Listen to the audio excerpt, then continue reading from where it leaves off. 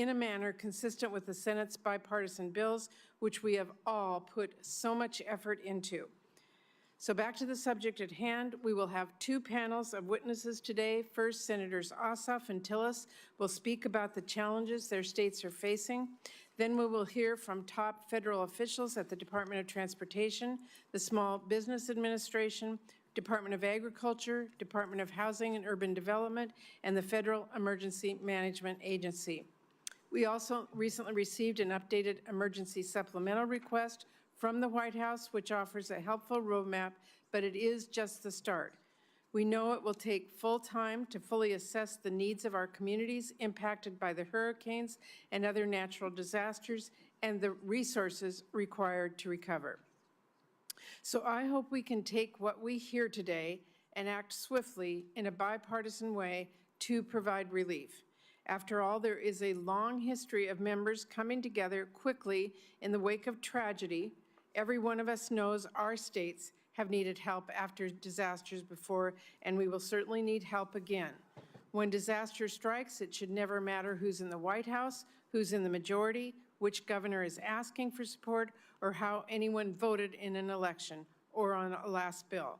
As I've said before, you don't argue over whether to put out a fire, you don't debate how much water or to use or how many people to save.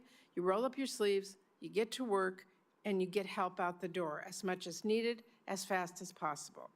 Right now, there are a lot of people in our country needing help, and yet this is one of the longest times in my memory that we've gone without Congress providing disaster funding.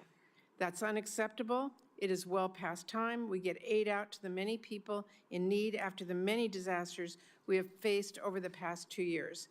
We've seen devastating wildfires, including in my home state of Washington, and the utter destruction in Maui. We've seen a typhoon hit Guam last year, which is still in recovery.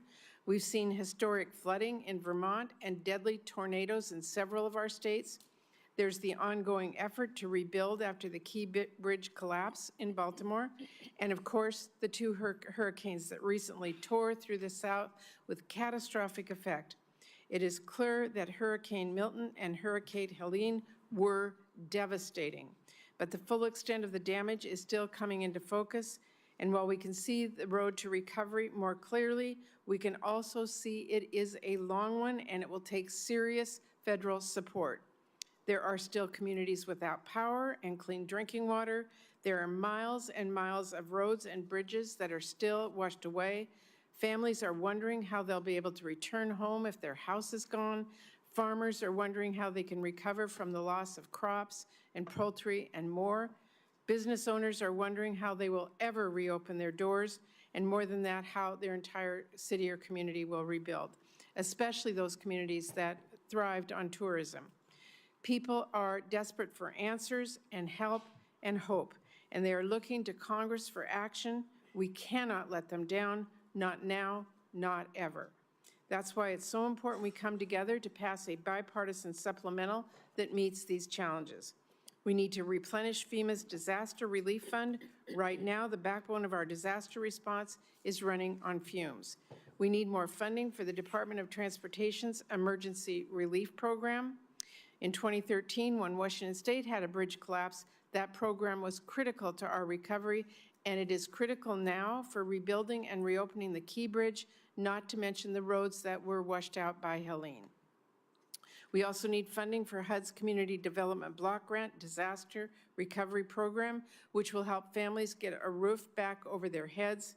Some communities have been waiting nearly 2 years to know whether any HUD disaster funding is coming their way. The needs are piling up, and the longer we wait to rebuild housing, the more rents will stay high for everyone in those communities, whether you lost your home or not. We also need funding at the Department of Agriculture to support our farmers who lost a season's crop. And of course, we must replenish the Small Business Administration's disaster loan program. SBA loans make it possible for renters and homeowners and businesses to get started on things like rebuilding and reopening and mold remediation.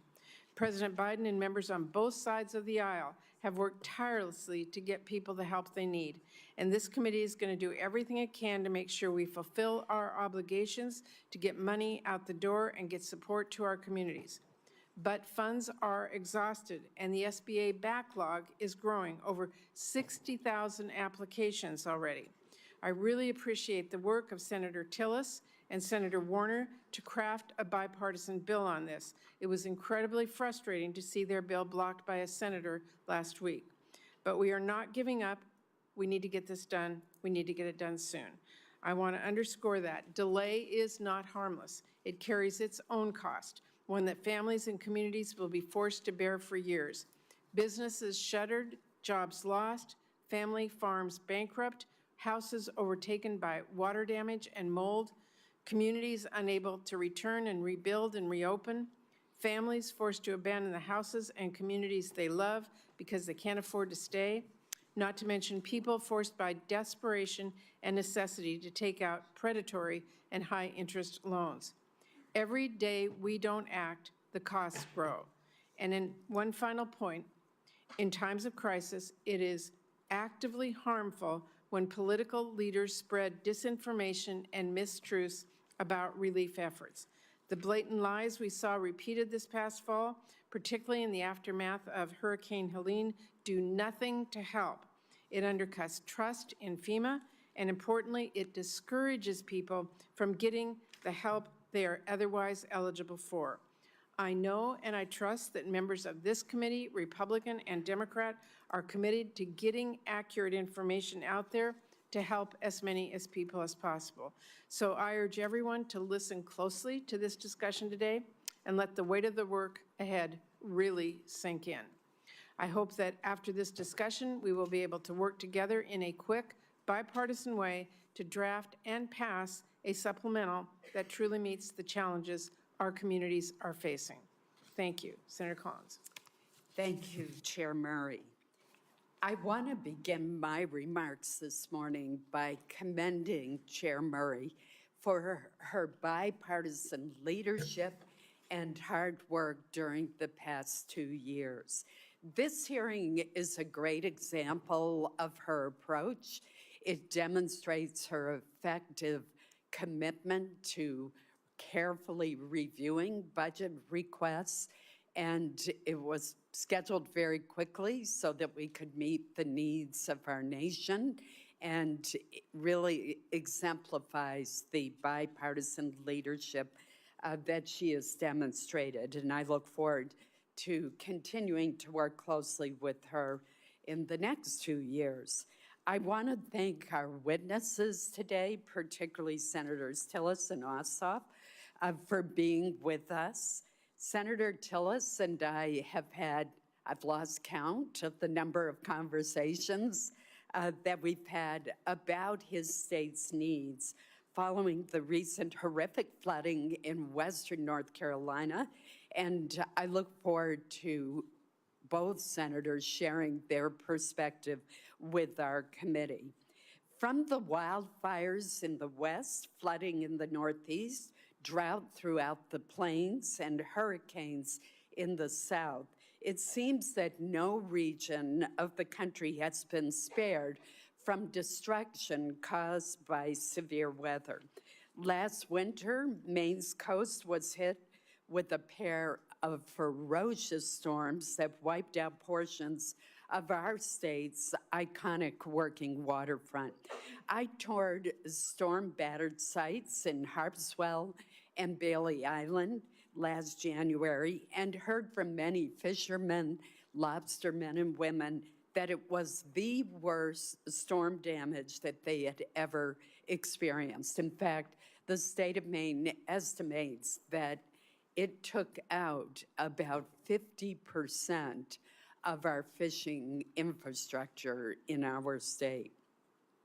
When disaster strikes, the American people should have faith in federal efforts to help them. That goes for everyone, regardless of political beliefs. Like many of my colleagues, I was anchored by recent reports that a FEMA supervisor had directed relief workers to avoid Florida hurricane victims' homes that displayed Trump signs. This outrageous act stands in stark contrast to the very purpose of disaster relief and the trust that we have placed in the agency. There needs to be an Inspector General investigation to help ensure that all those responsible for playing politics with vulnerable people's lives and homes are held accountable. We must make sure that this discrimination and indifference to suffering can never happen again. Turning now to the nearly $100 billion request we received earlier this week, unsurprisingly, the largest request is for FEMA's Disaster Relief Fund. This fund provides the necessary resources to assist communities, individuals, and families affected by disasters all across our nation. Every state in the nation has had a disaster declared in recent years and has relied on FEMA for response and recovery, including several Maine communities affected by last year's winter storms. The Disaster Relief Fund, as the chair noted, is rapidly nearing exhaustion, with less than $5 billion in the fund today. The current balance is partly due to the catastrophic impact of Hurricanes Helene and Milton, which have already cost more than $7 billion in immediate response funding, even before recovery work has begun in earnest.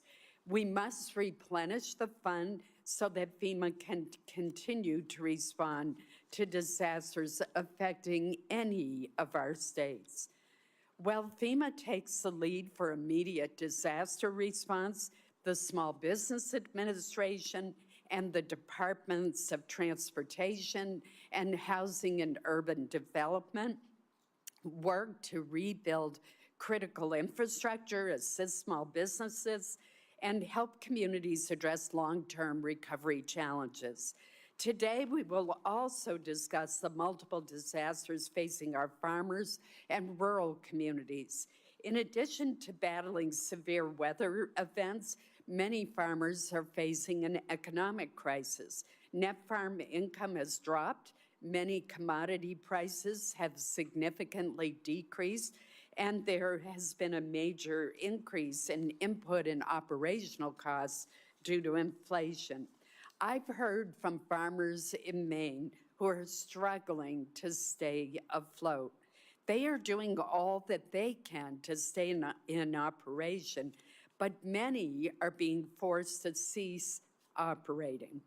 Maine alone has seen more than 600 farms shut down in the past decade. Once we lose these farms, most often they are gone forever. We must ensure that our farmers and rural communities have the resources needed to produce and protect our nation's food supply. While this hearing is focused on the need for disaster response funding, I would be remiss if I did not point out that one of the best ways we can help our states and communities is to pass the full year appropriations bills. This year, our committee came together and passed 11 of the 12 appropriations bills with strong bipartisan support. In fact, 6 of the bills were reported unanimously. These bills include the base funding needed to help communities address critical development and infrastructure needs, support our farmers, and protect our nation. Unfortunately, our committee-reported bills have languished on the Senate's calendar because of the majority leader's decisions. I hope that we can reverse this approach in the next few weeks, and we'll work with members on both sides of the aisle to try to make that happen. In the next Congress, we must redouble our efforts to restore regular order, to promote transparency, get bills enacted prior to the start of the fiscal year, and give all members a voice in the enactment of appropriations bills. I look forward to our discussion today. Thank you, Madam Chair. Thank you, Vice Chair Collins. I will now introduce our first panel of witnesses and move to testimony. Today, we're going to be hearing from our colleagues, Senator John Ossoff from the great state of Georgia, Senator Tom Tillis from the great state of North Carolina. Both of their states are reeling from the recent hurricanes, and we really appreciate both of you coming to share what you've seen and heard on the ground about the challenges and the needs that our families are facing. So we will begin with your testimony, and Senator Ossoff will begin with you first. Well, Chair Murray, Vice Chair Collins, thank you for this opportunity to brief the committee on the dire conditions faced by Georgia farmers in the aftermath of Hurricane Helene. Georgia farmers and farmers in neighboring states are suffering deeply, and Congress must proceed urgently to pass disaster relief by the end of the year. Georgia agriculture was devastated by this hurricane, and I respectfully urge this committee to swiftly send the full Senate a disaster relief bill that includes vital assistance for Georgia farmers who are in acute distress and who are the backbone of Georgia's rural communities and our state's economy. Hurricane-force winds and torrential rains destroyed fall crops still in the field, knocked down pecan orchards that growers spent decades cultivating, and damaged 1.5 million acres of timberland. 1.5 million acres of timberland. In addition to the agricultural devastation, Georgia suffered severe damage to the power grid, to businesses, housing, roads, and other critical infrastructure. Virtually every crop and commodity produced in Georgia has been seriously damaged, including poultry, cotton, timber, beef cattle, blueberries, pecans, peanuts, tobacco, vegetables, citrus, soybeans, nursery crops, and dairy. The Georgia Pecan Growers Association reports that 48,000 acres of pecan orchards were damaged, with a loss of nearly 400,000 trees.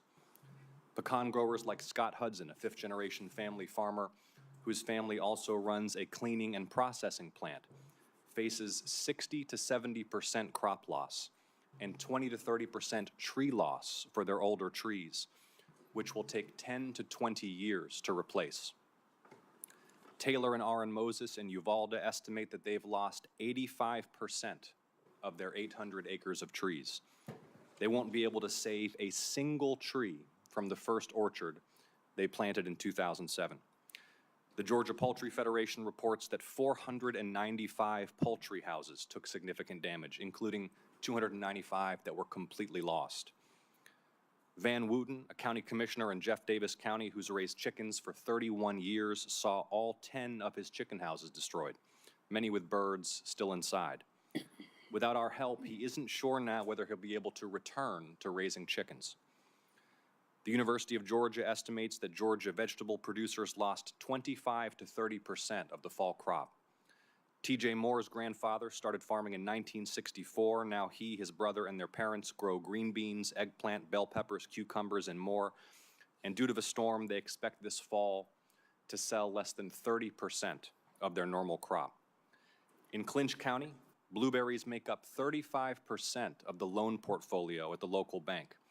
And in some of State Senator Russ Goodman's fields, a full quarter of the plants are broken off and blown over, which will also hurt next year's crop. I emphasize again, 1.5 million acres of Georgia timberland have been damaged, and we're projected to have lost 500 to 600,000 bales of cotton, or nearly 1/3 of our cotton crop.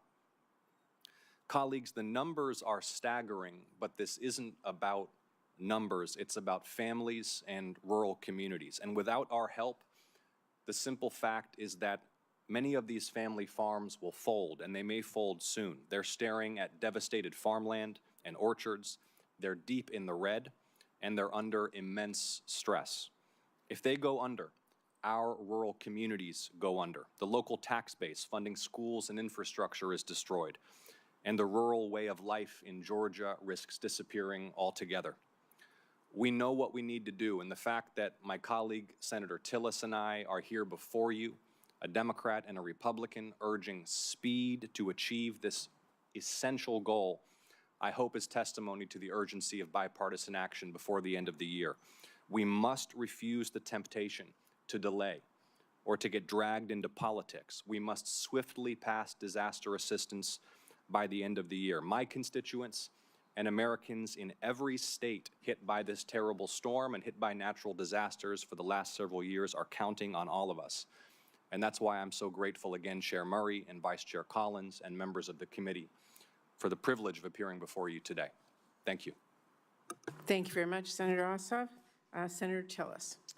Chair Murray, Vice Chair Collins, friends and colleagues on the Appropriations Committee, I got up this morning to review the prepared statement by my staff. I'm convinced I couldn't get through it without shedding a tear, so I'm going to have it submitted for the record.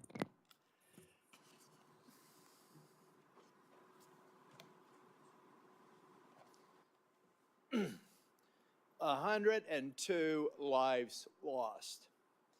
151 homes destroyed, 500,000 businesses affected in disaster-declared areas, 5,000 miles of road. This is North Carolina statistics, ladies and gentlemen. 5,000 miles of road, including almost 5 miles of I-40, damaged and impassable for likely a couple of years. 1,300 public bridges and culverts damaged. 163 water and sewer systems damaged. 20,000 farms, disaster-declared counties with $3.4 billion in damage. This is a storm unlike any we've ever seen in our nation's history in the inland.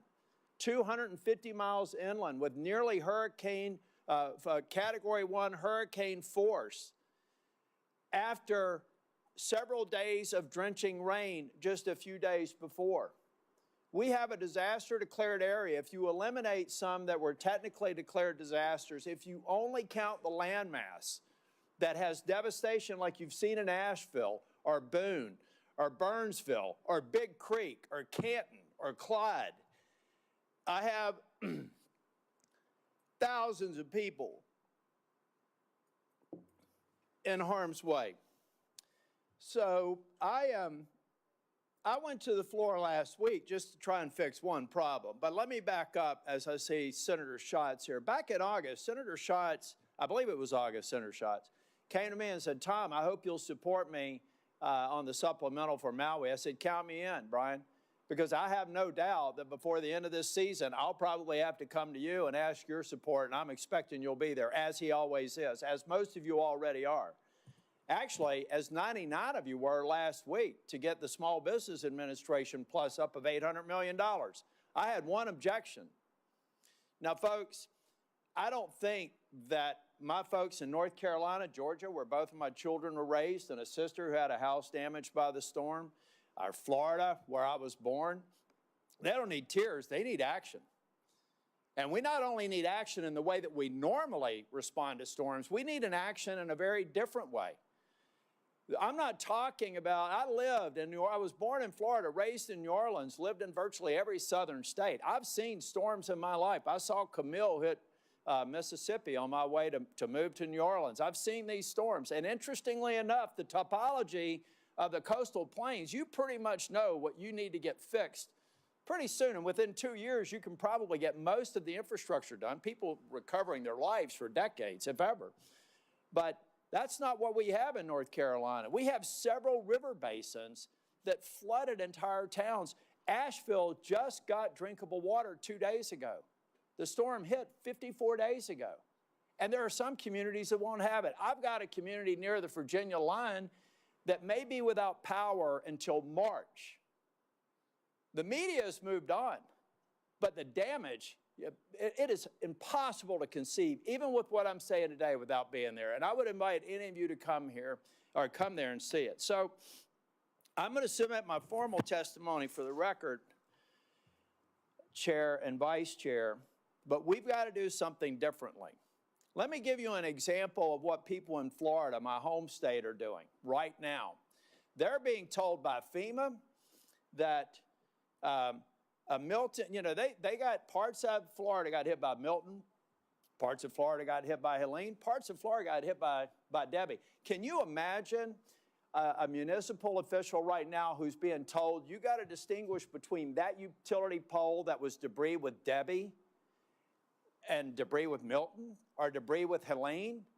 Now, the good news is they're not having to distinguish between telephone poles that happened between Milton and Helene, but because Debbie was a little bit outside of the window, you got to distinguish that trash if you want to get reimbursed. Is that really what we're going to tell the states and local governments? That's how we do disaster recovery?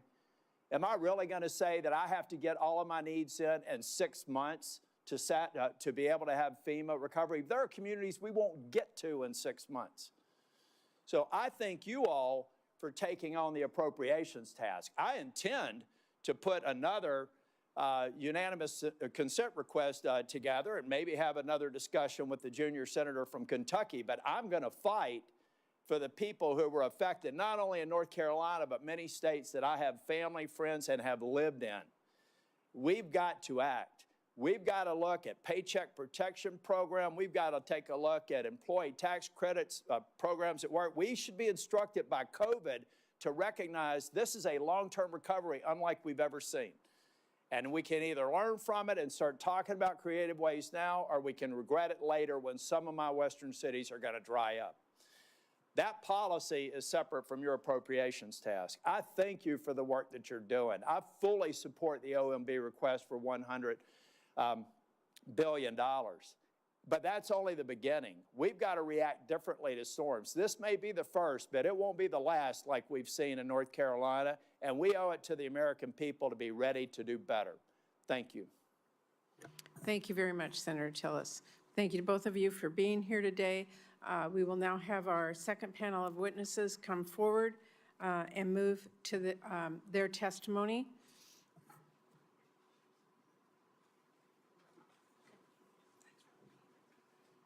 And while they're coming forward, let me introduce them.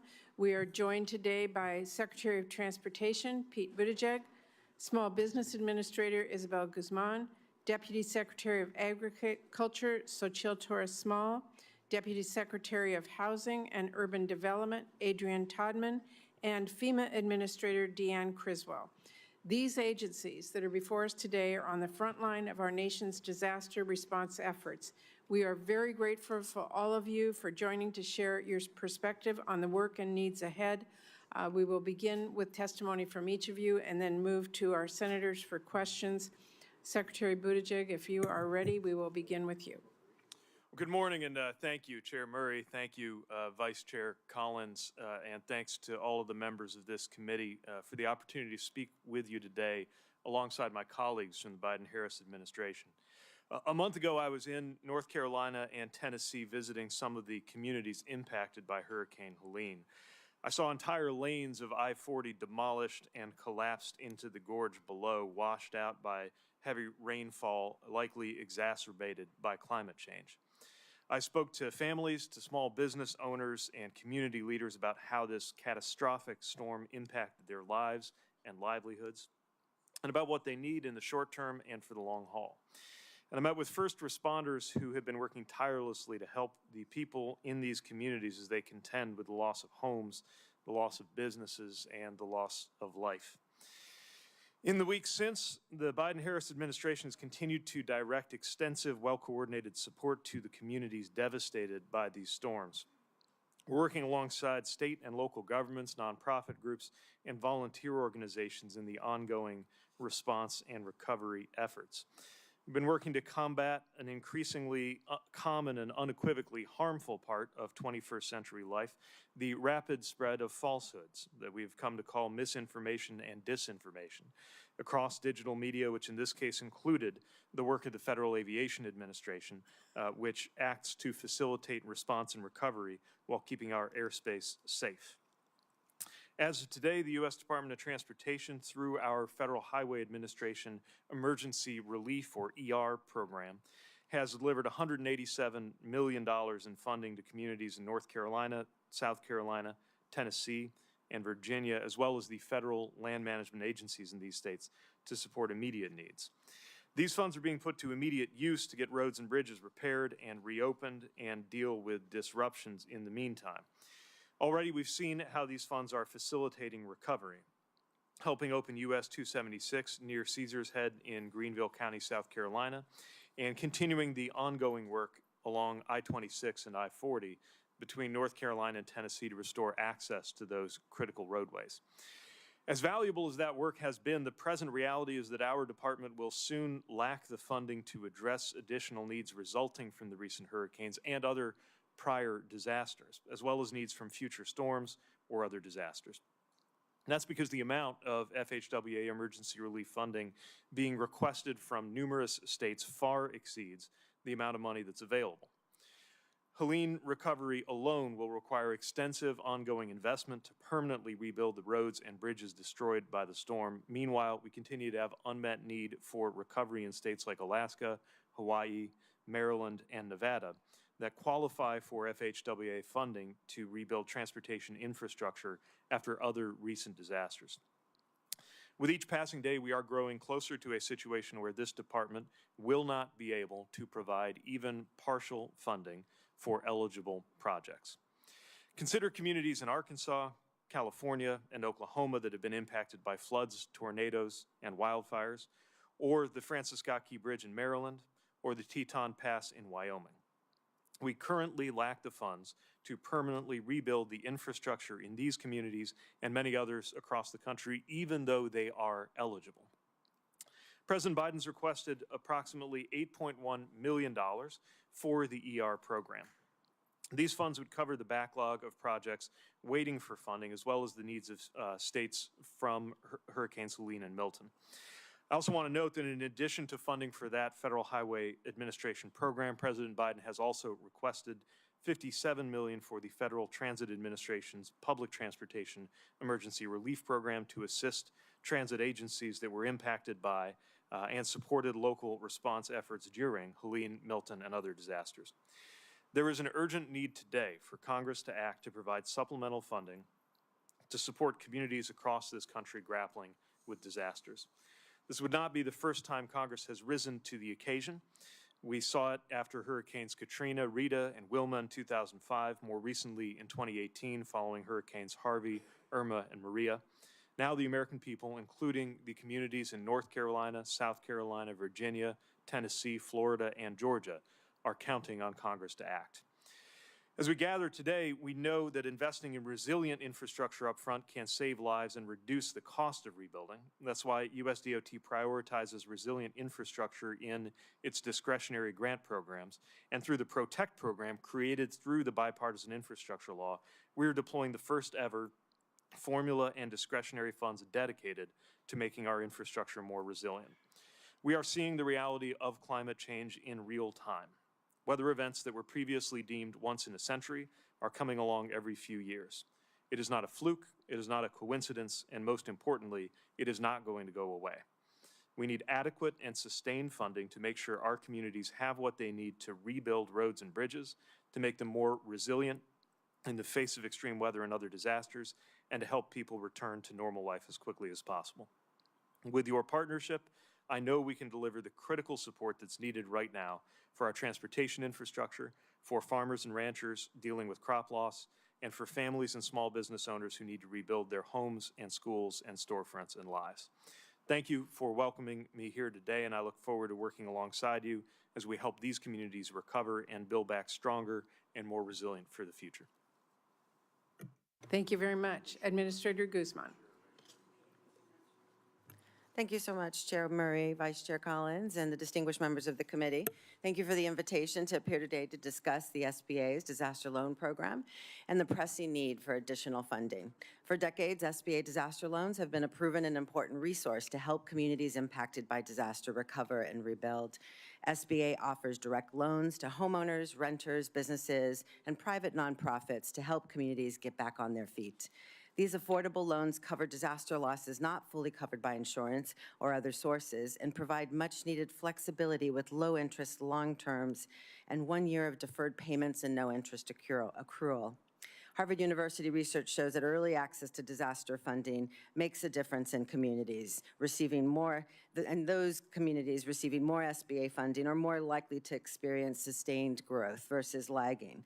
In coordination with FEMA, other federal agencies, and state and local entities, SBA helps small businesses prepare for, respond to, recover from, and mitigate against disaster. In fiscal '24 alone, SBA approved over 27,000 disaster loans totaling $1.7 billion and 160 disaster declarations across the 53 states and territories. Behind each loan is a story of a resilient American seeking to rebuild and recover. In Asheville, North Carolina, I met with Biltmore Village restaurant owners whose businesses remained closed while they repaired physical damage after devastating flooding from Hurricane Helene. In Tampa, Florida, I met with the owners of a popular local restaurant who weathered Hurricane Milton but lost power and inventory and were closed for several days. Everywhere I met homeowners dismayed to find out they lacked the coverage for floods and seeking to rebuild, clean up, and stay in their communities. SBA has a vital role to play in the federal disaster response, but the agency's disaster loan program has been unable to meet demand since October 15th, after a surge in demand for disaster loans following Helene and Milton led SBA to exhaust all available subsidy funding for disaster lending. Hours after the president issued disaster declarations for Helene and Milton, SBA staff were on the ground ready to help survivors. SBA has been working around the clock to provide up-to-date, timely information to constituents and minimize the confusion and delays. SBA has also continued to process these loan applications, provide the customer service support, and communicate directly with survivors while we wait for Congress to appropriate the funding to originate new loans and disperse those funds to the more than 12,500 disaster victims who are already in the queue. SBA is currently supporting more than 400 total disaster declarations across the nation and managing a portfolio of 2.5 million loans valued at $285 billion. We have over 3,500 employees that have been deployed supporting loan operations and field operations. And on the ground, we've deployed hundreds of staff across 18 different states to operate more than 175 disaster centers for face-to-face support. However, a lack of SBA disaster funding has impacted recovery across the nation. SBA helps those uninsured or underinsured disaster survivors, as I said, who cannot access credit elsewhere. Homeowners, renters, and businesses are either delaying action or resorting to higher costs of capital. This means there are challenges and delays in rebuilding neighborhoods and reopening small businesses.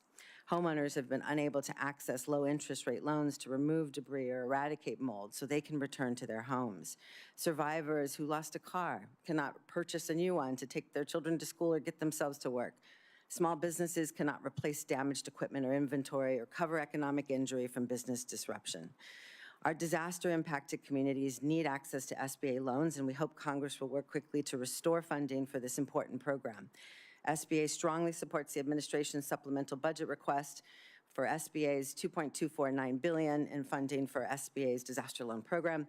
The administration's request updates the SBA's disaster loan request the administration has been making since the Maui wildfires in 2023. The new $2.249 billion includes vital funding to support disaster lending, as well as the administrative funds the agency needs to process these loans, review for fraud, service, collect, and support disaster survivors on the ground. This funding will allow SBA to immediately begin making approximately $900 million in loan offers to those more than 12,500 approved borrowers waiting in the queue since funds were exhausted. SBA will also continue to process the nearly 48,000 pending loan applications and continue to support new applicants as they continue to come in the door. SBA expects that lending for Hurricanes Helene and Milton will reach significant disaster levels given the widespread damage across multiple states, including in areas not identified as flood zones where lack of insurance was widespread. We have worked closely with the House and Senate Appropriations Committees to provide timely updates about the disaster lending account ever since our 23 supplemental request. In addition to publishing the statutorily required monthly reports, but a series of megastorms such as Helene and Milton show how quickly disaster balances can change. Americans do not know where the next disaster will occur, but helping our fellow citizens recover from disaster is a responsibility we all share. SBA looks forward to working with you to secure those resources necessary to fortify SBA's critical disaster lending program into the future. And I look forward to your questions.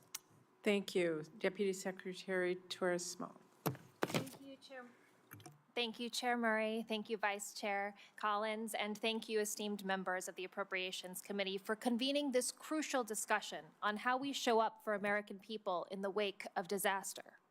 I ask that you refer to my written testimony for a more complete account of the devastation that farmers, workers, and rural communities have experienced in recent months, and the work USDA has done so far to help them recover. Every time I visit a disaster site, I'm struck by how close we all are to experiencing homelessness, going bankrupt, or relying on a food bank for nourishment. Disasters hit everyone in their path, and no one deserves the punishment of a storm or a fire. Those impacts might include losing your home, losing your business, and if you're a farmer, losing the chance to pass your farm on for future generations. And that's why people work together in the government across political lines, agencies and levels to clear trees, to deliver water and food, and to rebuild roads. We all agree that disaster recovery is an essential role of the government. I think we can also all agree that government can be cumbersome. There are kinks in the system, and I want to talk about those kinks because they slow down the resources that individual families and whole communities need so desperately. Timeliness, flexibility, and fairness must be the North Stars of disaster assistance. For USDA, that comes down to doing all we can to keep farmers farming and support people in rural communities as they rebuild. So I hope we can spend some time talking about operations, how we get resources out the door most quickly and delivered to those who most need them, recognizing that the smallest operators in our food supply chain are essential to that chain and are also often the most at risk of going out of business after a disaster. When government delivers resources in a way that is both timely and fair, we're able to be there for families, for businesses, and communities in their time of need. We're able to build an economic bridge for farmers and producers so they can continue to feed us all. Whenever I think about the storms of 2024, I think about a family-owned and operated pecan farm that I visited in South Carolina this October. Hurricane Helene had destroyed about 75% of this farmer's crop, and about half of his trees will never produce again. His sons had just invested in a processing facility to support their harvest and the harvests of their neighbors. The facility was going to cut transportation costs and add value to the whole community of farmers. But now, there's not enough nuts to process. What struck me most about their story is that while they were waiting out the storm and worrying about the impact on their own future, the farmers' sons put on their rain jackets and went into the storm because they were also members of the volunteer fire department. They were first responders. They were making sure before anything else that their neighbors didn't lose their lives. That's how crucial community is to disaster response. And USDA wants to be part of that community. USDA is part of those communities. And disaster recovery and assistance work is work that we are deeply honored to do. In agriculture, you can't plan for every possible impact. So getting money quickly out to those pecan farmers and to growers and to producers like them is our solemn responsibility. Let's work on that together. Thank you, and I look forward to your questions. Thank you. Deputy Secretary Todman. Good morning, Chairperson Murray, Vice Chair Collins, and members of this august group. It's important for HUD to be here at the table because without the $12 billion that we have requested through the President, simply said, the homes of thousands upon thousands of Americans will never be rebuilt. And their communities will have a housing shortage the like that they've never seen before. Since I joined the department in 2021, I've traveled to communities after a disaster to talk with people and to gauge the work ahead. In Asheville, in the wake of Hurricane Helene, I met with local leaders, hurricane survivors, small business owners, to learn about what they needed. Similarly, I went to Lee County, Florida, after Hurricane Ian and saw the damage there and heard from the people. I visited Maui after the wildfires, Mayfield, Kentucky, after the tornadoes. And time again, I heard the same thing, how much they needed their national partners to help them recover. And I'm confident that through the concerted unified federal efforts, we will mitigate damage done to communities and rebuild with resiliency. With Congress's support, HUD has provided disaster recovery funds to not only drive the long-term recovery of communities, but also to make sure that those communities are better prepared for when the next disaster strikes. We do this by ensuring that the rebuilding standards address the hazards that these communities are likely to face in the future, and by providing necessary funds to these communities to make their future safer as well. These funds can be spent making homes and other buildings like hospitals and schools stronger, and implement community-wide mitigation projects, and engaging the people in building out what those plans need to be. For instance, in Lockport, Louisiana, $7 million of disaster recovery funds were used to build a new apartment building that could withstand very high winds, and that building was 90% complete when Hurricane Ida hit in August of 21. It was practically unscathed by the storm and was soon completed and was the only rental units available for some time after that event. In Lincoln City, Oregon, HUD Disaster Recovery Fund supported the construction of a 44-unit apartment complex that housed wildfire survivors. In Moore, Oklahoma, after a tornado devastated the Royal Park mobile home community, disaster recovery funds were used to build back 220 homes to help not just folks who were survivors of the tornado, but other community members as well. That is the work that these funds do. And it's so important for this Congress to act with urgency. We must do better. We have a moral obligation to protect people. It takes 4 years today, it takes 4 years from the point of an event for there to be housing substantially built after a disaster. That is far, far too long. That's why, in addition to having the $12 billion available to HUD to help people rebuild, we also need our disaster recovery program to be codified and authorized so that it's there for Americans over and over again, so that we can plan shortly after an event, that local leaders and state leaders can plan as they're in response mode what those long-term recovery needs must be. You know, I feel it was just yesterday, senators, that I had to, on behalf of my family, pull together a care package of batteries, clothing, toiletries, because their home had been severely damaged. It would have been great to share with them that there was a program there ready to make sure that their home could be rebuilt and their neighbor's home as well. When I was in Asheville not too long ago, I met a Mr. Wilson who had a business. And he came up to me, he was a little nervous. I had a little piece of paper in his pocket, he'd opened it up, and I don't know how he did the research, but he did.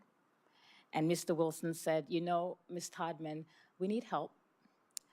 I need your disaster recovery funds, not just for my family and my home, but for my business and to bring my employees back. So let me say, Mr. Wilson, if you're watching this one day, I am here for you. We are here for you and for every other person who's been impacted by these disasters, so you can help rebuild your communities. Thank you, Senators. That concludes my testimony. Thank you. Administrator Criswell. Thank you and good morning, Chairman Murray, Vice Chair Collins, and esteemed members of the committee. Thank you for the opportunity to testify today regarding FEMA's supplemental funding request and the Disaster Relief Fund. I'd like to begin by expressing my deepest gratitude to the dedicated leaders joining me at this table and to the broader network of government agencies, the private sector, nonprofits, and others who partner with FEMA every day. Together, we work tirelessly to protect and assist Americans during disasters. Emergency management is built on this collaboration, and it's their partnership that is essential to the daily efforts of FEMA's workforce. Before continuing, I would like to address the recent issue about the FEMA employee who had given instructions to her disaster survivor assistance team that were completely at odds with FEMA's mission. When my senior leadership team informed me of the situation and provided me with the visual evidence that this employee had issued instructions for her team to avoid homes with a specific political affiliation, my leadership team recommended and I directed that we immediately terminate this employee, and we did. In the statement I released the same day of this employee's termination, I repeated to all FEMA employees and the American people that this type of behavior and action will not be tolerated at FEMA. We hold all employees accountable if they violate our standards of conduct. When a disaster strikes, it is collaboration that enables us to respond swiftly and effectively.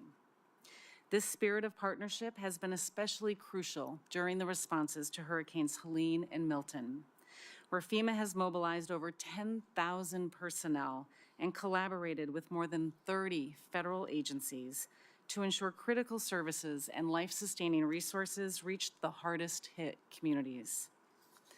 For example, through collaboration with our partners, FEMA mobilized 24 urban search and rescue teams that included 1,500 personnel, 110 canines, and 90 swiftwater rescue resources to conduct rescue efforts. We also pre-positioned 9 million meals, 10 million liters of water, over 300 generators, and worked closely with the Department of Health and Human Services to deploy medical capabilities, including healthcare site assessment teams and health and medical task forces. These efforts represent the true spirit of FEMA's mission to serve and protect every community. However, we now face significant challenges due to increased disaster demands. FEMA did receive $20.2 billion in the continuing resolution, yet the DRF has been depleted to less than $5 billion as of today, due to the rising operational needs. This shortfall underscores an urgent reality. The DRF needs sufficient funding to handle the scale and intensity of today's disasters, particularly as we face the aftermath of not only Hurricanes Helene and Milton, but also the Maui wildfires and other emergencies. We have over 100 open major disasters and millions of citizens relying on FEMA's support, and our work remains vital to communities in the ongoing recovery process. The surge in demand following recent hurricanes has been unprecedented. In just 1 month, we saw over 2.4 million households register for assistance, breaking records set during previous catastrophic storms. FEMA has already provided more than $7.8 billion in federal assistance for Hurricanes Helene and Milton. And this amount includes $3 billion for individual assistance and $1.7 billion for public assistance. But these needs have rapidly exhausted our available funds, and without a supplemental, our ability to respond to new disasters could be jeopardized. Earlier this year, FEMA recognized we would need to take steps to manage the limited resources by implementing immediate needs funding, or INF. This process allowed us to focus on preserving necessary funding for essential, life-saving, and life-sustaining activities, but required us to pause over $8.8 billion in funding for critical recovery projects across the country. This pause impacted communities across the country, delaying repairs to vital infrastructure and leaving long-lasting effects on communities' capabilities to build back better and stronger. And as the balance of the DRF decreases, we are again assessing whether or not we need to reinitiate immediate needs funding. Our resource needs, however, extend beyond the DRF. Programs like the National Flood Insurance Program are under tremendous strain, with nearly 74,000 claims filed following Hurricanes Helene and Milton, amounting to $843 million. I join the President and urge legislative action to stabilize the NFIP. FEMA faces increased debt and rising interest costs, which threaten the fund's long-term viability. It is very clear that the stakes are high. As our communities face more frequent and devastating disasters, they increasingly rely on FEMA and our federal partners. This is why I strongly encourage Congress to fund all agency requests, as they all support FEMA's work of helping communities recover. For instance, cuts to housing and urban development's housing assistance programs can leave survivors without access to housing and increasing sheltering costs, while reducing funding for Small Business Administration disaster loans limits our businesses' ability to rebuild. Such shortfalls not only strain FEMA by increasing its workload, but also create coordination challenges among federal agencies, resulting in gaps and inefficiencies in disaster response. Additionally, limited funding for mitigation efforts reduces long-term resilience in affected areas, leaving them more vulnerable to future disasters and intensifying FEMA's burden in subsequent events. The administration's supplemental request is about ensuring that FEMA, along with our federal partners, can meet the demands and provide the assistance needed. Thank you again for the opportunity to testify, and I welcome your questions. Thank you very much. We will now begin a round of 5-minute questions for our witnesses, and I ask all of our colleagues to please keep track of the clock and try and stay within those 5 minutes. Let me begin. We have heard from all of you, your testimony as well of our colleagues on how bad the conditions are on the ground. I want to start by asking about impacts if Congress were to continue to delay in providing this disaster funding. And Secretary Buttigieg, I want to start with you. DOT has provided $187 million in quick release for states hit by Hurricane Helene to address some of the urgent repairs and ensure the safety of the traveling public. That was a critical, immediate step, and it's left now. I understand the department has less than $120 million remaining for that emergency relief program. If we fail to act quickly, what happens if another hurricane or winter storm hits?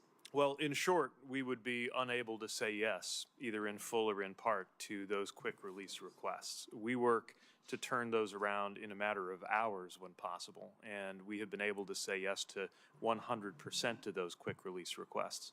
I'll also note that that figure, $119.6 million, is not just quick release, but the program balance. So in addition to those very quick answers, twice a year we do the allocations for the overall fund, whether that's for recent disasters or ones going back a few years where a community is still in recovery.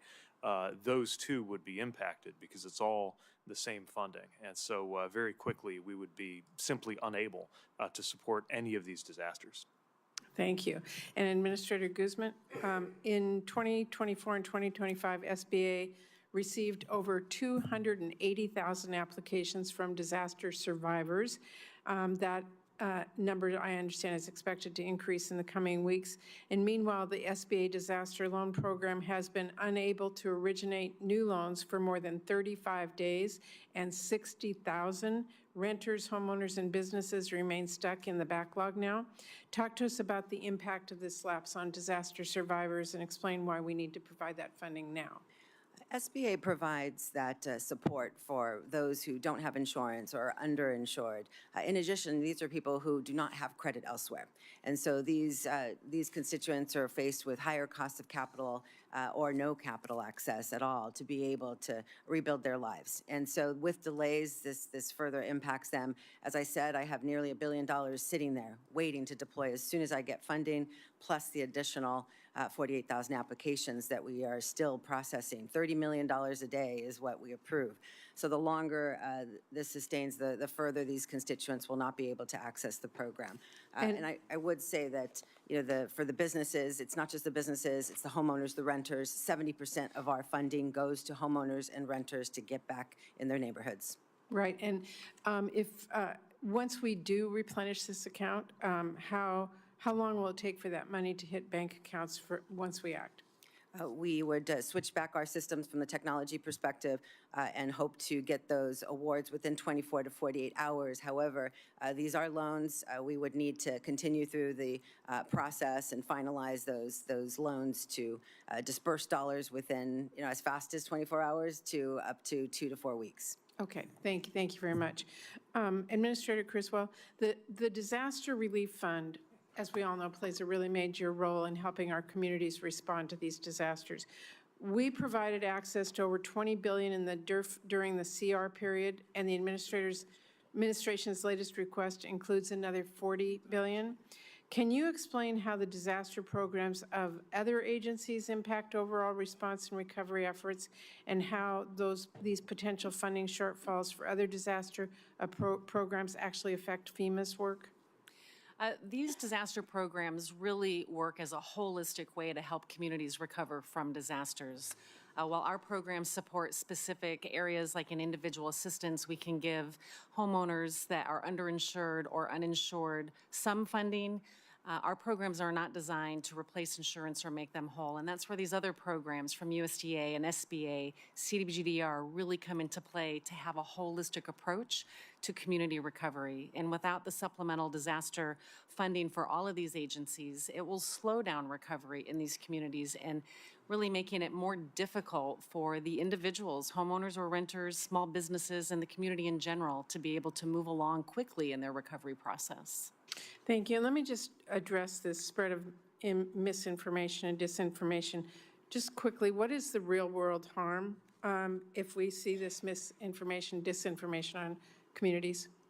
You know, one of the things that we have to do is make sure people have faith in their government and that they know that the programs that they're providing them are going to be there to help them. And when we spread information that is inaccurate about what we are going to do or how we administer our programs, it creates fear, and people don't want to apply for assistance. And these are people that have lost everything, and we need them to be able to have confidence that when they apply for assistance, they're going to get what they need, what they deserve, and what they're eligible for.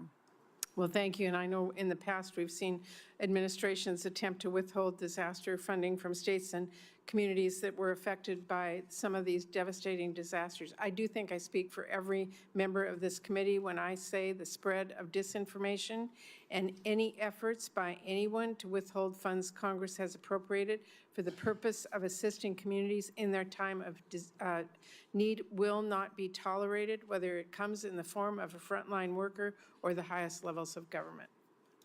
Senator Collins. Thank you, Madam Chair. Secretary Todman, the funds that HUD provides, the CDBG disaster funds, are awarded to states, to entitlement communities, and to tribes.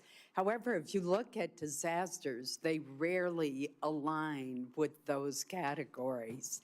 And that raises a lot of concerns for smaller communities who are not going to have control over the funding. Usually it's going to go through the state, for example. How does HUD's administration of the CDBG-DR funds take into account the challenges of these smaller communities and prevent them from encountering delays as they wait for the state to funnel the money to them? Thank you, Senator. You know, we recognize that that was an issue during this administration, and it's one of the reasons why, in addition to giving funding to states, we also look to give funding to some of our grantees, our pre-existing grantees at the local level. I think one of the things that we're challenged with is for some of those really small communities, they've never done business with HUD before. They've never had to deal with my department. So we want to make sure that they're able to execute and have the capacity. That being said, we do rely on our state partners to do the right thing and get that funding to where it needs to be. So I do look forward to working with you and this committee and your team on better ways that we can execute on that. Thank you. Secretary Buttigieg, the administration's request includes more than $8 billion for disaster assistance through your department. The vast majority, as you've explained, would be used to help clear the growing backlog of unmet needs within the Federal Highway Administration's Emergency Relief Program. And that backlog includes costs incurred such as $100 million for typhoon damage in Alaska to more than $10 million for 4 severe storm and flooding events in my state. And $7 million of Maine's unmet need is from damage that occurred over a span of just a few weeks in December of 2023 and January of this year. The December storm left 400,000 Mainers without power. This is in a state of only 1.3 million people. And it essentially left the western town of Farmington completely flooded and isolated for a time. Could you give us a better sense of how the $8 billion was calculated? I know you looked at the backlog, but is there also funding for current, more recent storms and upcoming inevitable storms? So the figure was calculated based on the known backlog. In other words, if we only contemplated those costs that we estimate are already eligible, the $8.1 billion would cover all of that. It does not speak to future disasters, which in principle would be covered through the regular appropriations into this account. Although I would note that level is set at $100 million, and it is not unusual for the account to disperse more than $1 billion in a single year, which is why we've often come to Congress for more funding. In terms of the breakdown, $4.4 billion is for cost estimates for Hurricanes Helene and Milton. Another $1.69 billion is for the Francis Scott Key Bridge replacement. I should note that is net of $350 million, which was removed from that figure because that's going to be recovered via insurance. And any other recoveries that could happen would also reimburse the program and reduce the total. And then the rest is the emergency relief backlog, $2.3 billion, covering disasters in dozens of states, including several in Maine, as you just mentioned. Thank you. I'm very glad that you clarified the Francis Scott Key Bridge. We had discussed that on the telephone, that this is not 100% federal. It will be net of the insurance recoveries, and I think that's a really important fact. I have many other questions for SBA on how SBA can do a better job in supporting our unique small businesses along the coast, like our lobstermen and our working waterfronts. I'll submit those for the record. Thank you. Senator Tester. Thank you, Madam Chair, and I want to thank you and the ranking member for not only this hearing, but for your great leadership as your terms as chairman and ranking member of this committee. I have a pressing issue to discuss, but I first want to say a few things about the last 16 years that I have served on this committee.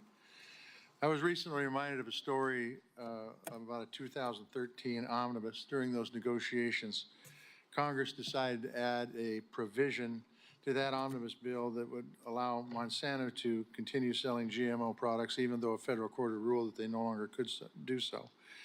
Folks referred to this as the Monsanto Protection Act. I was mad, I was upset, and I voted against that omnibus in 2013 to show everybody how upset I was, even though I was an appropriator. After all, we all know if you're a policymaker, the easiest vote to make is a no vote on a bill that you know is going to pass. The appropriations chair, who is a very strong woman, came up to me at the time and on the floor, in fact, in the cloakroom, and said, I don't think you really want to be an appropriator. And I said, why is that? And she said, because you don't support the committee. We do the hard work, we do what we need to do, we negotiate, and you vote against it. I said, well, I do want to remain on the committee. The answer was yes then, and the answer is yes now. Why? Because there is not a better committee in this body when it comes to solving real problems, providing the oversight that's necessary of our federal agencies, and responsibly allocating resources. This committee has always been the best place to have genuine policy debates on virtually any issue. Some of my favorites over the years, and Senator Moran isn't here right now, was the National Bio and Agro Defense Facility. Keeping white potatoes on the WIC list, dealing with the wild horse population, fighting back against unnecessary trucking regulations, and discussing the future of our sugar program. I could go on. Hell, even one time we moved a USD agency to West Virginia. But looking back, I do not regret that vote back in 2013 because I have feelings about what GMOs do to family farm agriculture and to the consumer. And besides that, the provision was unconstitutional. But I did learn a valuable lesson about the beauty of the appropriations process. You get some wins, you get some losses, but when this committee is doing its job, you can count on real debates on real issues that are important to Americans. And once you've won a few arguments and once you've lost a few arguments, you should vote for these bills in this committee and when you get on the floor. Because this country is better off when Democrats and Republicans in Congress, and particularly on this committee, can compromise and do their work and set a bipartisan example for the rest of the Senate. I think that is more important in this point in time than it has ever been in this country's history, where division is the biggest problem we have in this country, division among us, when we all know we have much more in common than we have what divides us. So I want to root this committee on into the future. You have a lot of really important work to do. The folks sitting around this rostrum can do good work. I've seen it before, and I encourage you to do that. Now I want to speak briefly on a pressing disaster issue in my state and two items Congress must include in the disaster package. The first is the Fort Belknap Indian Water Rights Settlement Act, and I want to explain why. And the second is an appropriations to continue repairs on the St. Mary's Canal. Right before the August recess, I spoke to this committee about a catastrophic siphon failure on the St. Mary's Canal, which is a vital part of the Bureau of Reclamation's Milk River project. This catastrophic failure is devastating to the small towns that rely on clean drinking water and hundreds of farmers and ranchers who rely on that project for irrigation. Sadly, this failure is not a surprise. The federal government constructed the Milk River project well over 100 years ago. It is an engineering marvel. And despite solid efforts of local residents to keep up with repairs, the system, which spans hundreds of miles, fell into disrepair. In fact, the siphons literally were held together with duct tape and baling wire. And that's why there is no question that Congress needs to step up and address this disaster and make the necessary improvements to this system to ensure that the next failure just isn't around the corner.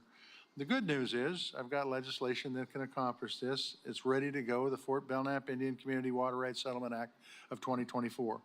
Years ago, Fort Belknap Indian Community recognized that the Milk River project was a ticking time bomb that threatened access to clean water across the northern tier of Montana for both Indians and non-Indians.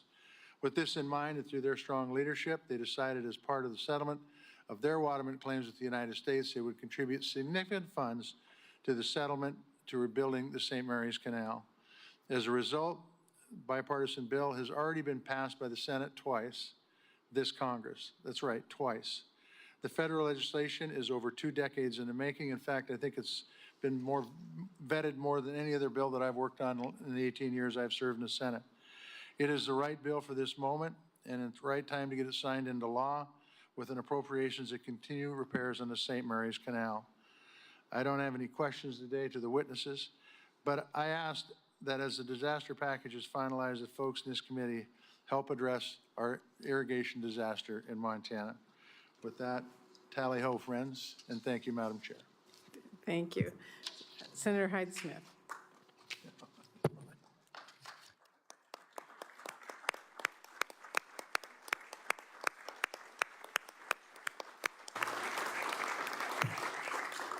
Thank you, Senator Tester. You will be missed. Senator Hyde-Smith. Thank you, Chair Murray and Vice Chair Collins, and I certainly want to thank everybody on the panel that has come today. And I certainly look forward to discussions on many of these issues with Chairman Schatz, as we've worked very well together. But today, however, I would like to focus on the looming farm crisis in this country. And I'm going to just start with the bottom line up, because we do not have a farm bill. It is absolutely essential that Congress provide emergency assistance for agriculture producers before the end of this year. Even if we passed a farm bill today, under the traditional farm bill structure, assistance would not reach the farmers in time. And the assistance needs to be robust, and it needs to be implemented swiftly. And then the third thing is we must address all types of disasters. And when I say that, I'm referring to natural disasters as well as market-related disasters. I'm the former Ag Commissioner of my state. I'm the former chairman of the Senate Ag Committee in my state and serve on Ag now. I've never had lenders and farm credit lenders and bankers to look at me and say, we are not going to be able to finance these farmers. I've never had that happen until now. Senators Ossoff and Tillis, they did a great job explaining the hardships facing farmers due to natural disasters. But we also need to focus on market disasters as well, which doesn't seem to be getting the proper attention. The devastation of Hurricane Helene is clear, and my heart goes out to those farmers. I've been to North Carolina. I've talked to those people. It is devastating. It's more difficult, however, to discern market-related challenges facing our farm country right now, and I'm talking about a very real crisis rooted in high input costs, rising interest rates, and low commodity prices. The USDA's recent 2024 cost of production reports best illustrates this market disaster. Here's an example of what farm data from the report. It cost an average of $895 to produce 1 acre of cotton in 2024. However, the average revenue generating from that same acre is $569. That is a $326 per acre shortfall loss between expenses and revenues. And we all know that revenues must exceed expenses to make a profit. Losses like this can add up so quickly. If a farmer planted 3,000 acres of cotton this year, that would result in a total net income loss of almost $1 million. $978,000 is what that farmer would lose. Obviously, nobody can exist under this. You just can't recover from that. These types of scenario were playing out across the country for all major row crops. These high input and depressed prices are hurting everyone. I mean, we're talking potato farmers, apple farmers, dairy farmers, catfish farmers, you name it. But this year, producers in Mississippi and across the country are reporting some of the best yields ever. That's what's so hard about this. And they did everything right. Yet they will go out of business if they are able to unsecure financing to farm next year. The high costs, the high interest rates, and the low prices is definitely the perfect storm. You may be hard-pressed to find a lender able to finance a farmer who is that deep in the hole, and we understand that. Just like the weather-related disasters, adverse market conditions are completely out of the farmer's control. Examples of the market loss assistance from the past, the ad hoc assistance for farmers is often misconstrued as Congress just responding to damages caused by natural disasters. While natural disasters are a common justification for ad hoc assistance, Congress also approved market loss assistance because of damaging economic effects. We most recently provided economic assistance to farmers in the CARES Act to offset economic disruptions caused by COVID-19. And there are many more examples of Congress doing so during times when crop prices were low. They do not have a safety net. We do not have a farm bill. The Omnibus Appropriations Act of '99 provided more than $3 billion in market loss payments to farmers due to low commodity prices. The FY 2000 Ag Appropriation Bill provided $5.5 billion to compensate growers for the low market prices. The Agriculture Risk Protection Act of 2000 provided money also. So today, the American farmers and ranchers are experiencing literally unprecedented market conditions. So my question, as I'm running out of time here, is to USDA Secretary Troll Small, which I so much appreciate the work you've done. Ms. Secretary, I was pleased that OMB requested the $24 billion, but should Congress provide supplemental funding for market losses, will you work to ensure the department implements those funds in a swift and effective measure? Senator Hyde-Smith, thank you for your question, and whatever Congress establishes, it is our responsibility to deliver. Also recognize that I've spoken with farmers as well who are struggling, particularly when it comes to input costs.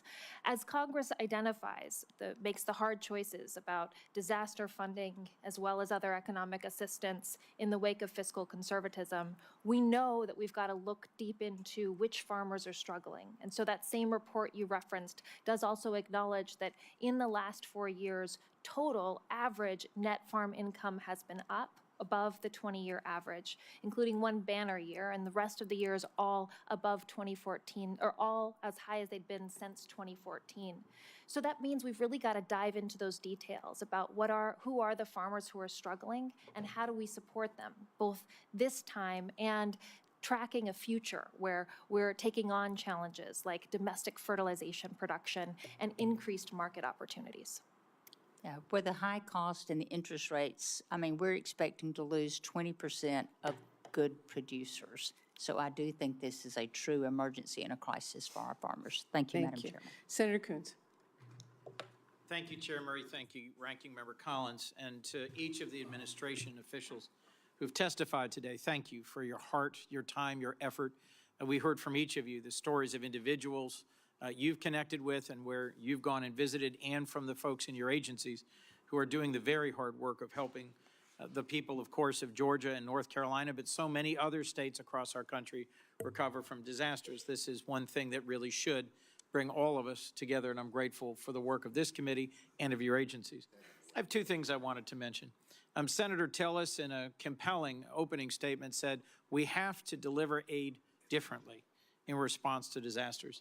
Senator Murkowski and I have a bipartisan bill that's both bipartisan and bicameral, has a wide number of co-sponsors that would compel a federal resiliency strategy.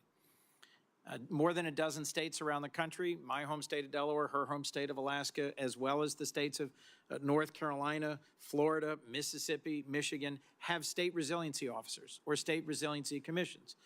And Administrator FEMA says that every dollar we invest in resiliency before disaster strikes saves $6 in post-disaster recovery. Could you just briefly speak to whether it is worth our having a national resiliency strategy, a chief resiliency officer, and what our country might gain in terms of reducing the damage of disasters as the frequency and intensity of them seems to continue to steadily rise?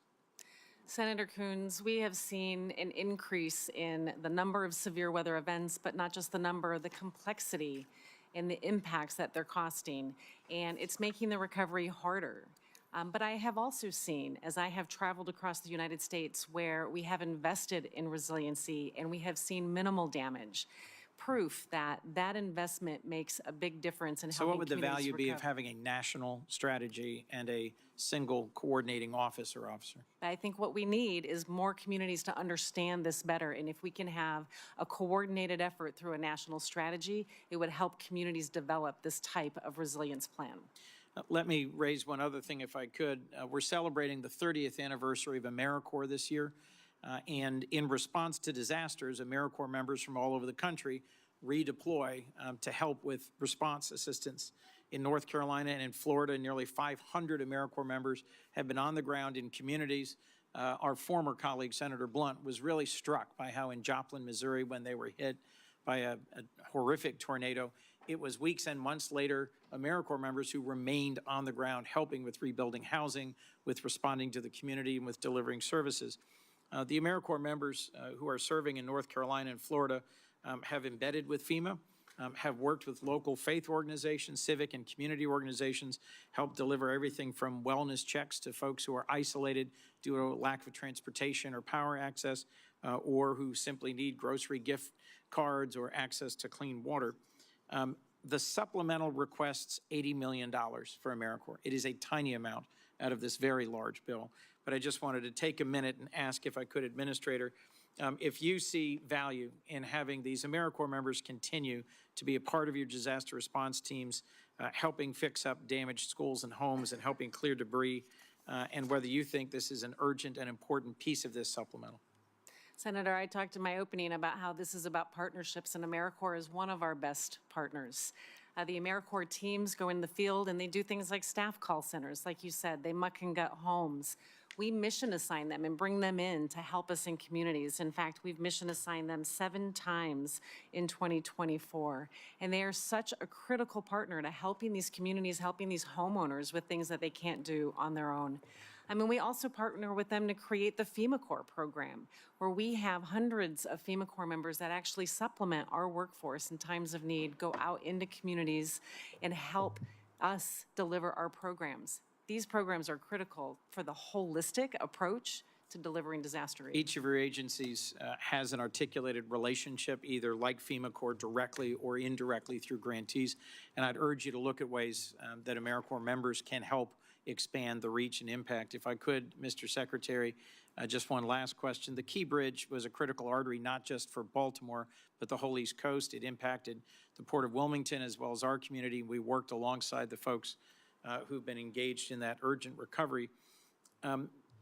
Why should the federal government pay some portion of the reconstruction of this bridge? There's at least one member of the Senate who seems to press back on the idea of having the federal government cover the costs of reconstructing the Key Bridge. Are there other examples of the federal government doing this, and is it critical to the timely and complete recovery of the infrastructure of the Mid-Atlantic? Well, certainly we regard this as the sort of disaster that is why we have an emergency relief program. Some of them are natural disasters, others are disasters like the destruction of the Key Bridge, something that is of not just local or regional but national significance when you consider its impact on supply chains. And of course, this is something that happened through no fault of the communities that were directly impacted. I should take the opportunity to clarify the numbers I stated earlier to Vice Chair Collins. I realize the 1.69 figure is before we netted out the 350.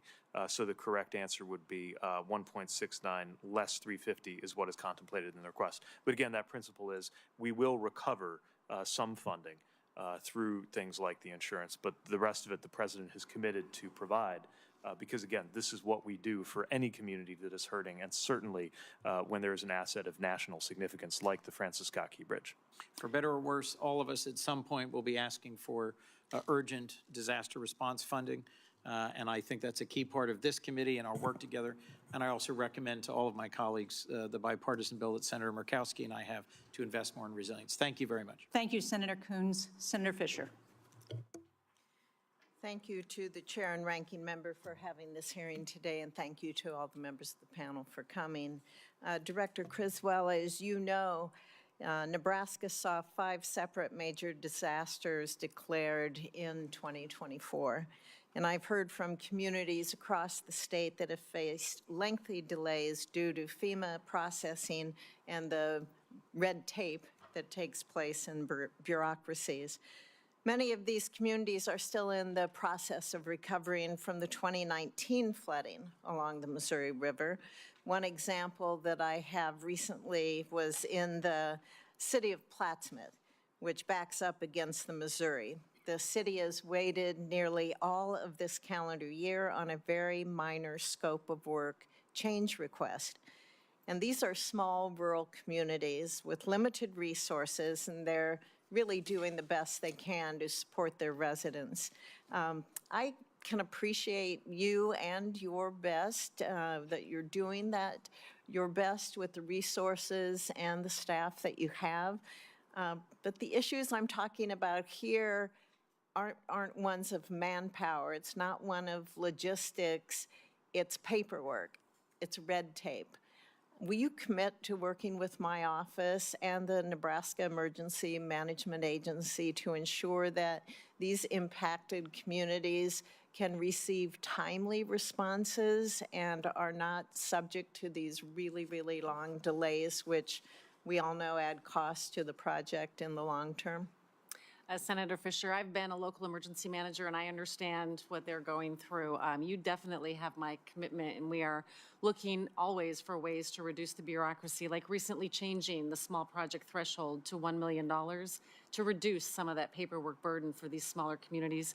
We'll continue to work with you, and if you have the specific case, I'll look into it personally. Okay, great. We'll be in touch, and Plattsmouth will be happy to hear that hopefully we'll get some of that red tape cut for them soon. Secretary Buttigieg, nice to see you. I've heard from state DOTs that there's a lack of consistent guidance from the U.S. DOT regarding the requirements needed for states to justify building back better after a disaster. The ability for state DOTs to efficiently use federal funds to prevent future infrastructure damage is imperative. How is U.S. DOT ensuring that clear and consistent guidance is being provided to our state DOTs on the resilience eligibility for reimbursement after a disaster? I think your question captures the fact that in many cases it doesn't make sense to replace something in the exact form fashion that it was designed 30, 50, or 100 years ago, especially in the face of increasingly severe and frequent extreme weather.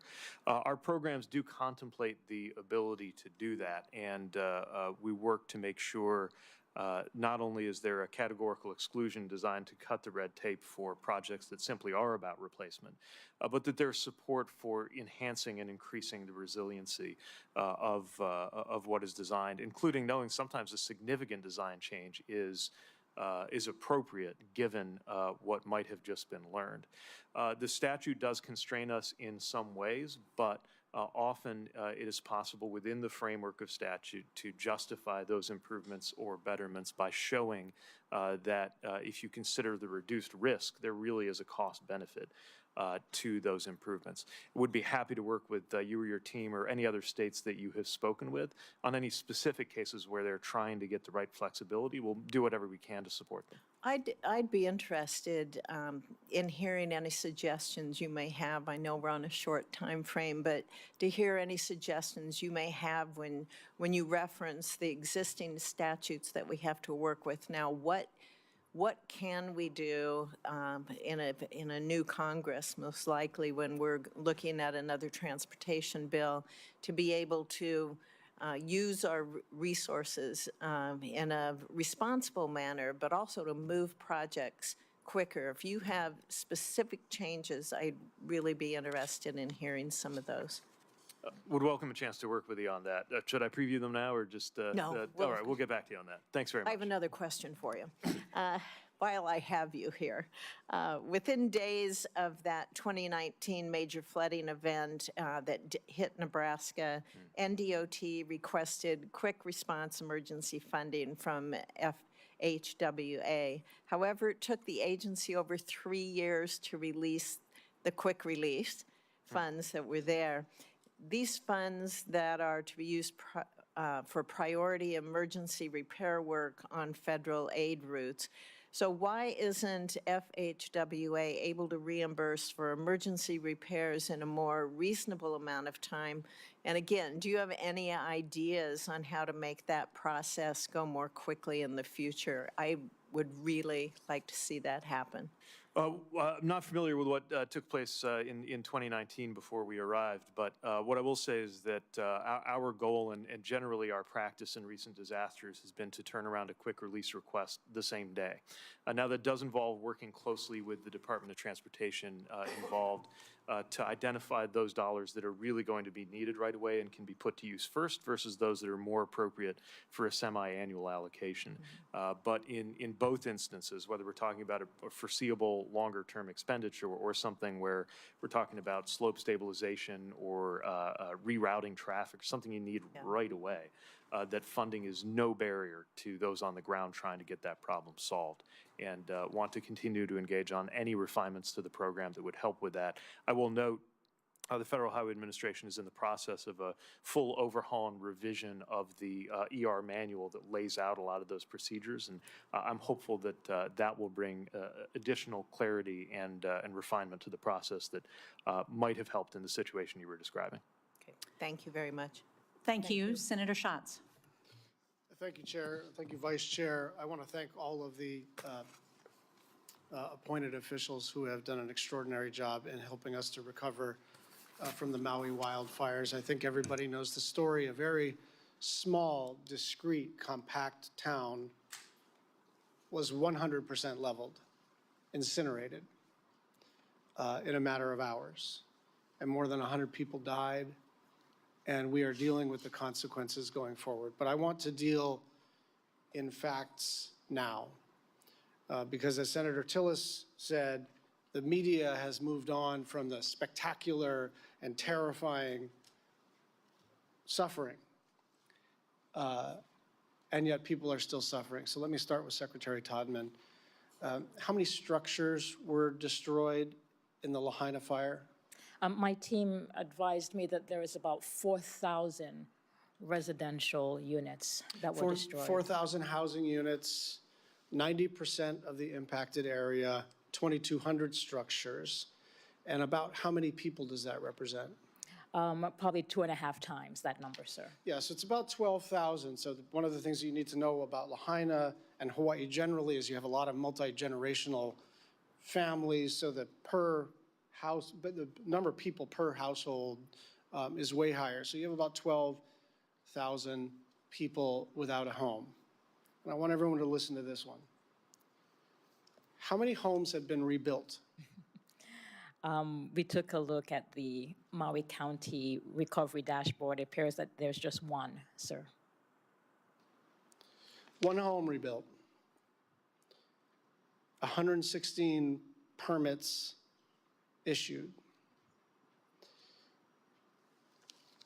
Over the last 15 months, 16% of the survivors who are housed but not in their own home, sorry, not 16, 60% of the survivors have moved at least 3 times. 20% of the survivors have moved 5 times. The problem is housing. The Federal Emergency Management Agency did a good job with the Army Corps of clearing the debris and making it safe to walk around. The soil is safe. The infrastructure is coming back online. The problem is housing, and the way to rebuild a community is CDBG-DR.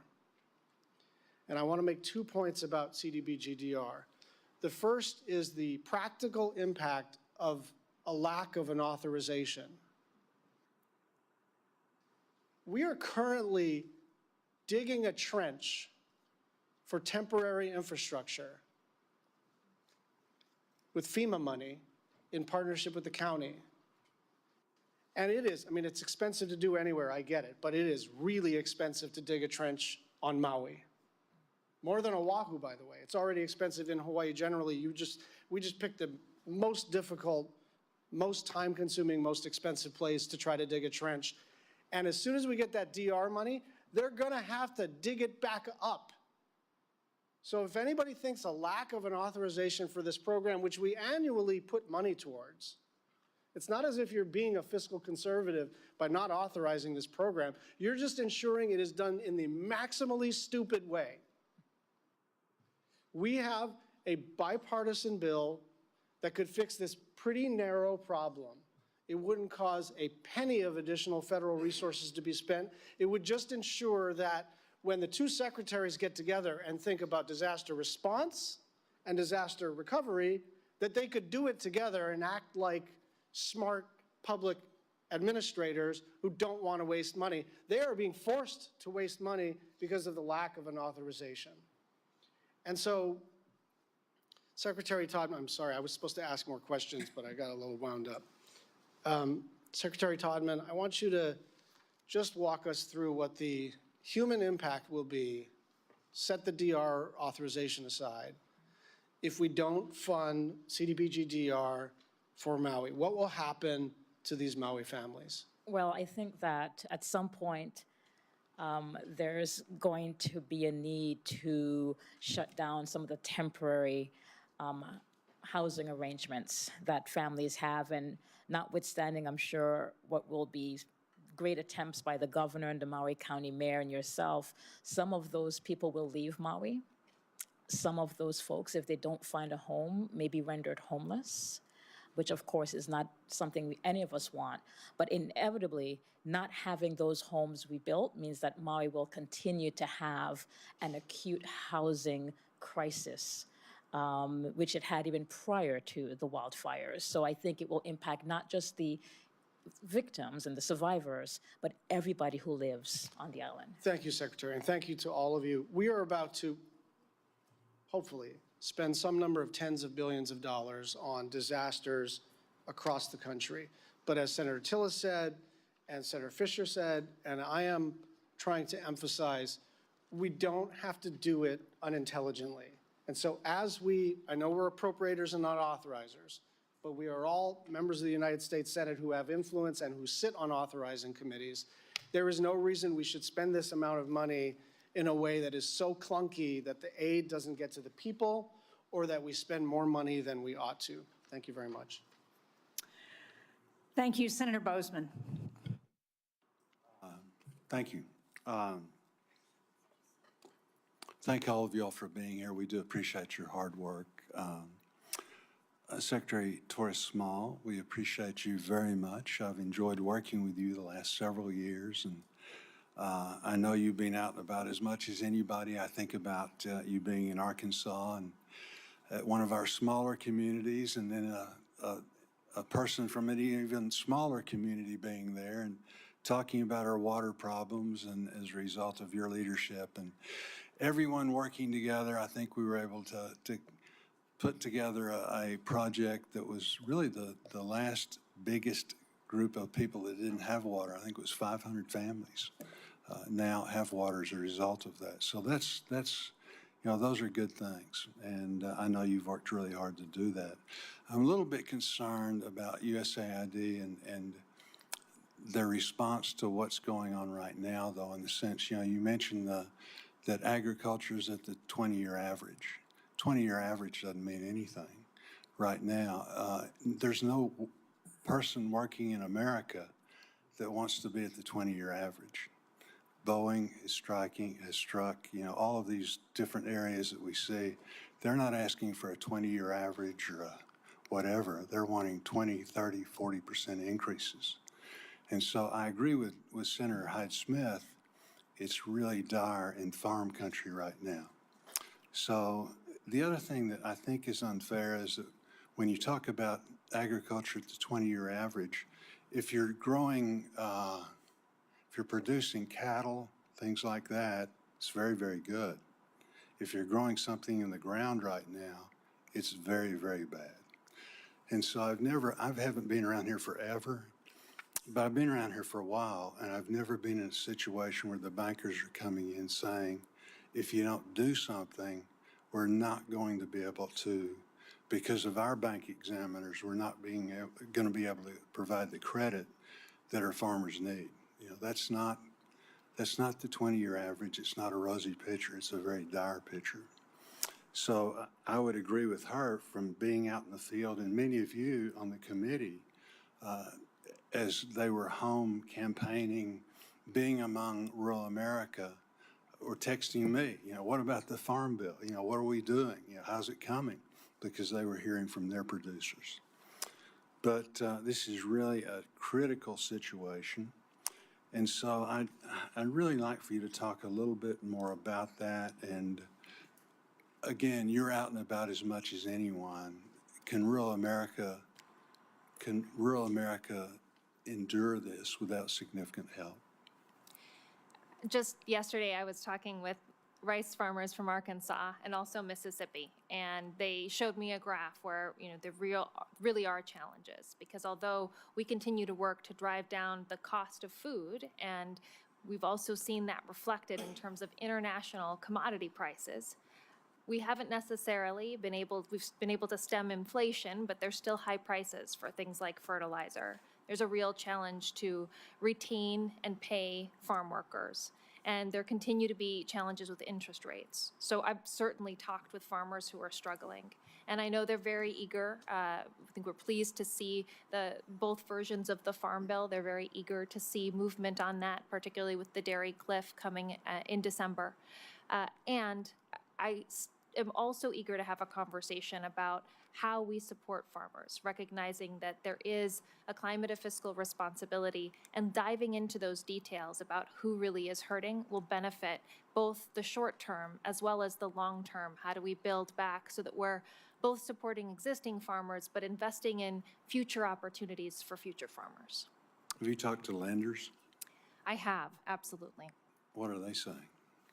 Recognize there are concerns about lending in several markets, both in terms of commodities, but also in terms of specialty crops, as well as biofuels and biodiesel. And we, as lenders ourselves, are still seeing strong repayment. So we do know that at the same time, there are opportunities for farmers out there, and we continue to work to make sure our loans are as accessible as possible. Right. Secretary Buttigieg, thank you for being here. One of the things that we're concerned about is as we have these disasters and this and that, and we have destruction, and then rebuild back, are we doing it in such a way to make it such that we're going to be more resilient to future situations that occur?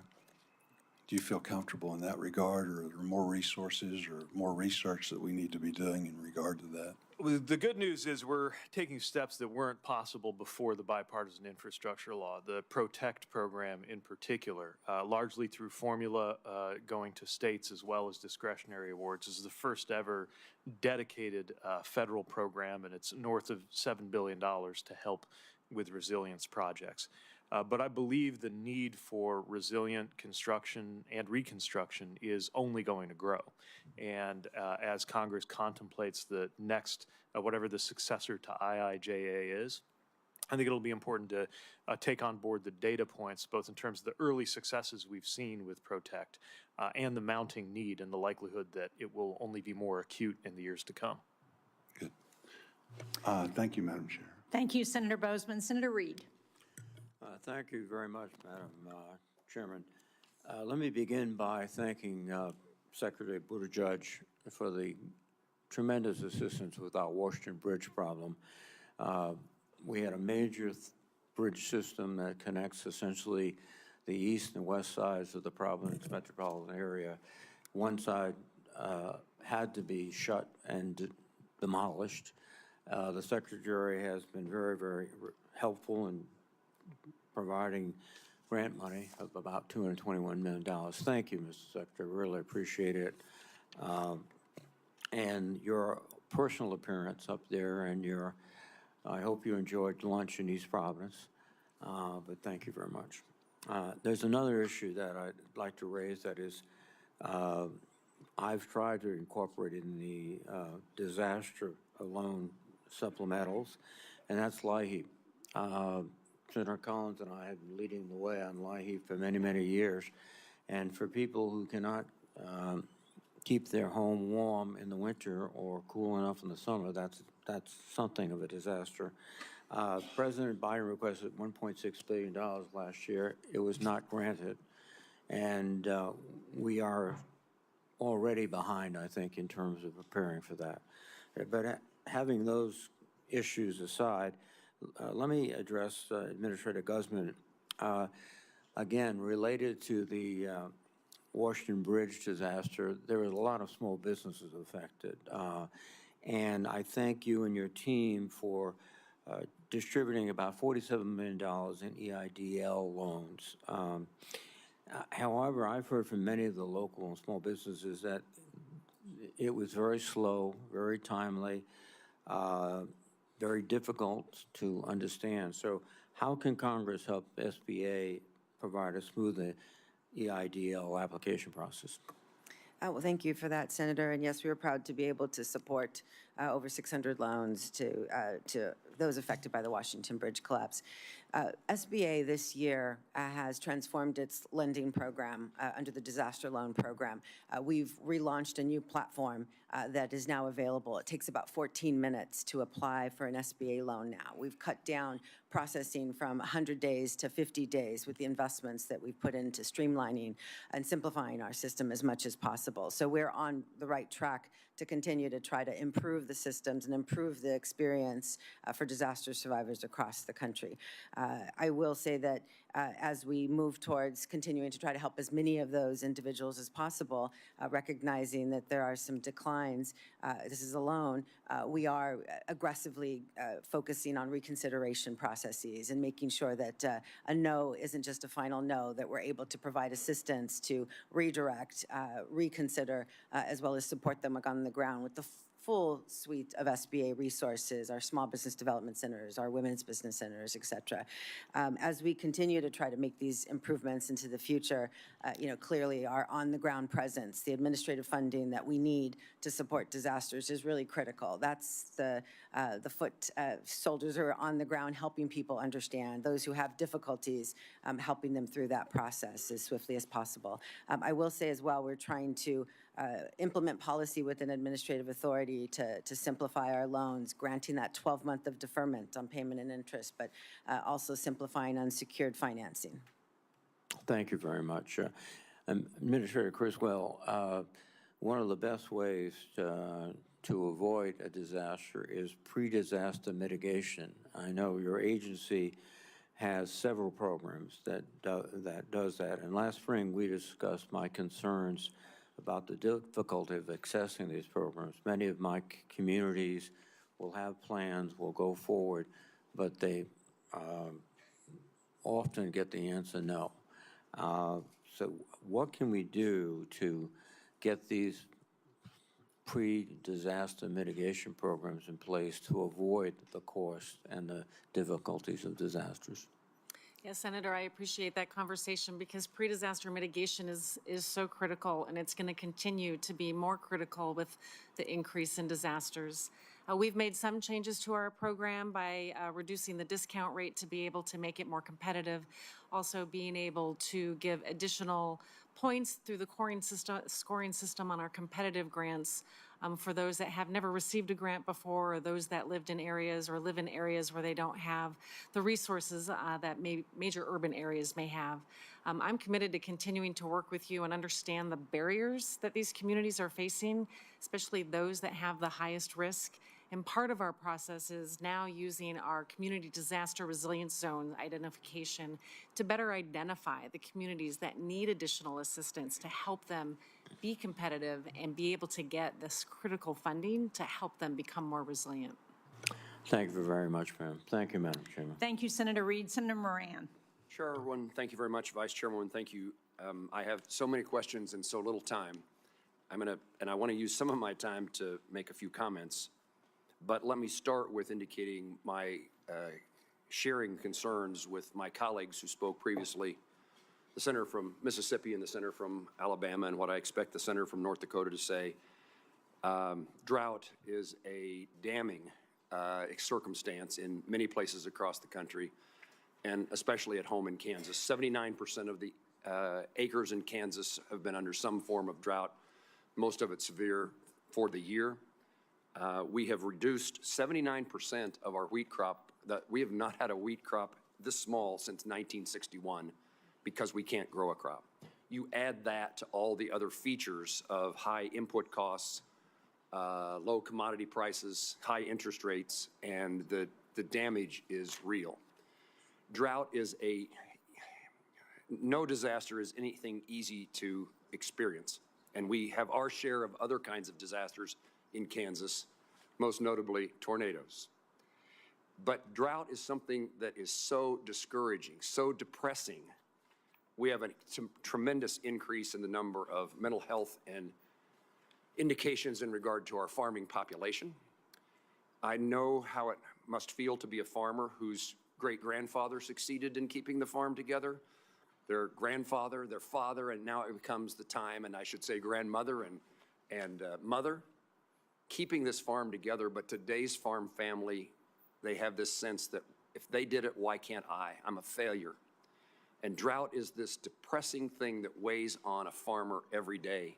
Even I from here look at the weather, the radar every day to see if there is any hope. And I want to stress to my colleagues on the committee the importance of agriculture disaster.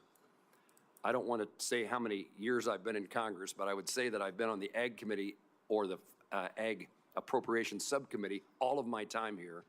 And this is as dire a circumstance that I can see in my time in trying to address the saving of rural America. So this is not something that we ought to consider unimportant. It is hugely important. I would tell you, Secretary Small, that I do think that this committee, the Congress, ought to be prescribing in giving the Department of Agriculture specific directions about how ag disaster funds should be spent without some, but also with some level of flexibility to take care of the things that we may have missed. But I also want to, I have mentioned you, Secretary Small, you said something that I'd highlight for you is important.